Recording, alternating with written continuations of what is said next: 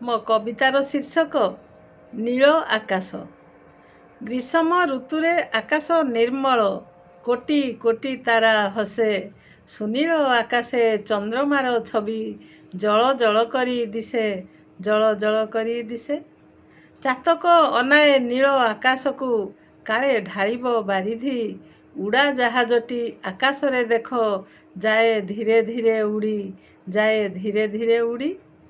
ନାଲି ନୀଳତାର ଆଲୁଅ ଦିଶଇ, ପିଲା ହେଉଥାନ୍ତି ଖୁସି।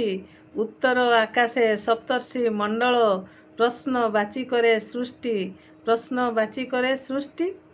ବରଷା ଋତୁରେ ନୀଳ ଆକାଶରେ ଥାଏ ମେଘ ମାଳ ମାଳ। ହେଇ ନାହିଁ ହେଇ ବରଷା ବରଷେ, ନାହିଁ ତାର ବେଳ କାଳ, ନାହିଁ ତାର ବେଳ କାଳ। ନୀଳ ଆକାଶରେ ଚପଳା ଚମକେ, ଘଡ଼ଘଡ଼ି ଛାଡ଼େ ରଡ଼ି। ନୀଳ ଆକାଶରେ ଚନ୍ଦନର ଟୋପା, ଆଲୋକିତ କରେ ବିଜୁଳି, ଆଲୋକିତ କରେ ବିଜୁଳି। କଳା ମେଘ ଦେଖି କେକି ନାଚ କରେ, ଦିଶୁଥାଏ ମନ ଲୋଭା।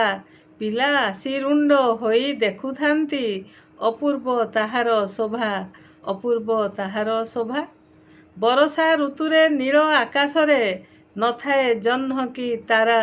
କଳାର ବାଦଲ ଢାଙ୍କି ଦେଇଥାଏ ସୁନୀଳ ଆକାଶ ସାରା, ସୁନୀଳ ଆକାଶ ସାରା। ଶରତ ଋତୁର ସୁନୀଳ ଆକାଶ ଅତି ଚମତ୍କାର ଦିଶେ। ନିର୍ମଳ ଆକାଶ ଶାନ୍ତ ସ୍ନିଗ୍ଧ ଥାଏ, ଅତ୍ୟନ୍ତ ଶୋଭା ପରଶେ, ଅତ୍ୟନ୍ତ ଶୋଭା ପରଶେ।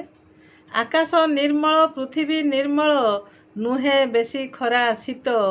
ମୃଦୁ ମଳୟର ବାସ୍ନା ଭାସି ଆସେ, ସୁଗନ୍ଧି ପୁଷ୍ପର ସୁବାସ, ସୁଗନ୍ଧି ପୁଷ୍ପର ସୁବାସ। ଅନ୍ଧାର ଧରଣୀ ଉଜ୍ଜ୍ୱଳ ଆକାଶ, ସୁଲୁ ସୁଲିଆ ସମୀର। ଜହ୍ନ ତାରା ମେଳେ ସୁନ୍ଦର ଦିଶଇ, ଜହ୍ନ ତାରା ମେଳେ ସୁନ୍ଦର ଦିଶଇ। ନୀଳ ଆକାଶ ସୁନ୍ଦର, ନୀଳ ଆକାଶ ସୁନ୍ଦର, ନୀଳ ଆକାଶ ସୁନ୍ଦର। ଧନ୍ୟବାଦ।